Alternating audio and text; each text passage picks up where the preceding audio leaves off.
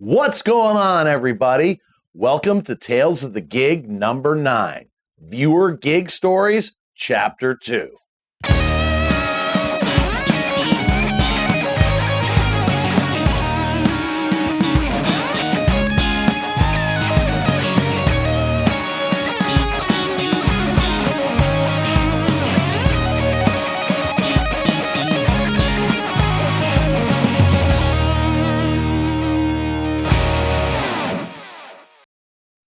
I'm still looking for gig stories from my fellow musicians. If you got a gig story and you want it to be on the show, you can take a selfie video of yourself telling the story, or you can type up the story and I can read it here on the show.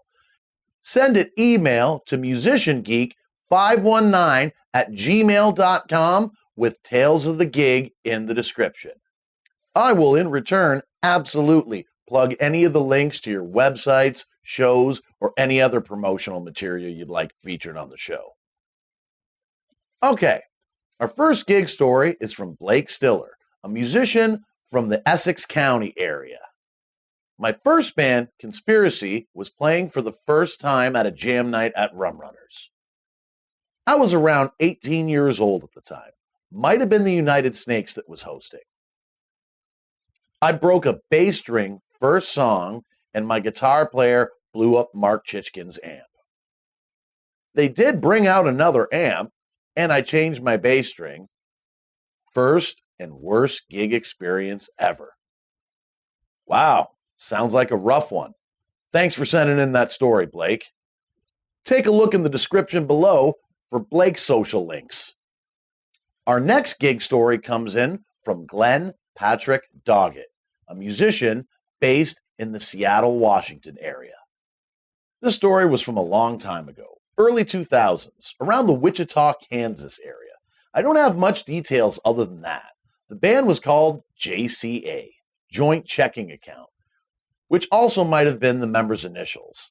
They're not around anymore that I could find. Not my gig, but a friend from work played drums in the band formed by a husband and a wife team who played guitar and piano. She is totally blind, but a great musician and singer. They were playing out in the sticks at a pretty dicey place. To call it a biker bar would be a step up and give the place more class, actually. I went to see them play and was sitting at one end of the bar. Near the other end of the bar, there was an argument that escalated quickly. Finally, one guy picked up a bar stool and hit the other guy in the face of it. Lots of commotions, cops were called. The shirtless, tattooed, torsoed chair thrower was arrested, and the other guy had a broken nose. The bartender apparently knew these guys, and this was more or less a regular occurrence. The band kept playing, as this was just all happening in a small corner of the place. But after they finished a song, and the commotion died down, the blind lady singing behind the keyboards, I guess heard the sirens earlier, said the cops were walking out with a guy in handcuffs. I didn't see a damn thing. Wow. Thanks, Glenn. You can check out Glen Patrick Doggett's social links in the description below. Thanks again for sending in that story, Glenn. Our third and last gig story is from Paul Henderson, originally from Vancouver, British Columbia, but now living in the Czech Republic. Primarily, I've always been a guitarist. However, at some point, I became interested in playing bass guitar. So, the irony is, my ex-bassist said his band looked for a bassist, and he kind of switched from bass to guitar. I won't be going deep into details how I felt in this band because A, it's not Tales of the Rehearsal, and B, long story short, it sucked. Another irony is even though I play instruments half my life, it was my first and so far the only gig ever. Seriously, not so impressive? Why that happened? Wrong time and place, I guess, or rather, wrong bands, band members, and their mentality. Anyways, that day finally came, surprisingly fast if you ask me, and honestly, I didn't think we were ready. Since I only had a bass guitar and a guitar Marshall amp. Like I said before, I'm a guitarist primarily, till this very day, and bass guitar is one of my secondary instruments. So the band member said not to worry about that because a 50-watt amp won't be enough anyway, so they'll figure something out. If I recall, they plugged me into some spare cabs through the mixer. What amp? Somebody shared it? No idea. Before that, I bought some 6 or 4 beer packs and assumed the owner wouldn't mind because we played for free and we were his revenue source, so in my humble opinion, the least he could do would be to provide some beer and peanuts on him. I was f***ing wrong like never before. Then realized how blind I was, assuming that the redneck wouldn't be greedy at all. So I opened a beer, started drinking. Probably it was my first beer, and I planned drinking like, 2 bottles tops? No big deal. And I was damn tired after carrying on all that shit that we had to transport from the rehearsal room to the rock pub. I was sweaty like a pig and definitely deserved some rock and roll hydration. Ain't that right? The owner came over and started on his Ken or Karen style preaching. I was like, what's your problem? I'm the musician tonight, not a client for sake. And I'm going to fill your pockets with cash money. So he said if I want a drink, I'm supposed to buy his beer. Is that so? Imagine what I felt. I was so furious at some point, I thought and told, can't remember who, my friend or that ex-bassist, current guitarist, to make it easier, his nickname was Shroom.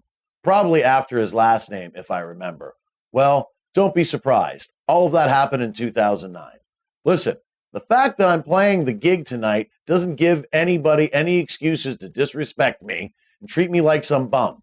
I'm seriously considering going home. I work like a dog and didn't even deserve to sit down and drink my own beer in peace. Okay, I didn't want to overpay, but you know how it is. Broke musicians ain't nothing new. Shroom panicked. You can't do that. We're playing a gig. Don't worry about that idiot behind the bar. Guess what? I've always been too loyal to people. Way too loyal. So I sucked it up, hoping nothing else was going to make me pissed off again. Of course, I was wrong. After having that little secret illegal beer time, I started changing up. Had those badass 18-hole metal high platform Demonia Ravager boots. And that's obvious I was the only one who cared about the image. Unfortunately, once people started showing up, they spotted me, and instead of somewhat civilized welcome like, hey man, what's up? You look good. Or in worst case, just ignore me and let me do my job. A good part of some pathological homies clowns started making fun of me. Again, rage quit idea crossed my mind. I thought, what am I doing here? What is this place and who the is this audience? I'm sure they confused events and maybe thought it's a gangster rap concert tonight instead of an alternative band playing. Turns out those were our leader and vocalist douchebag homies.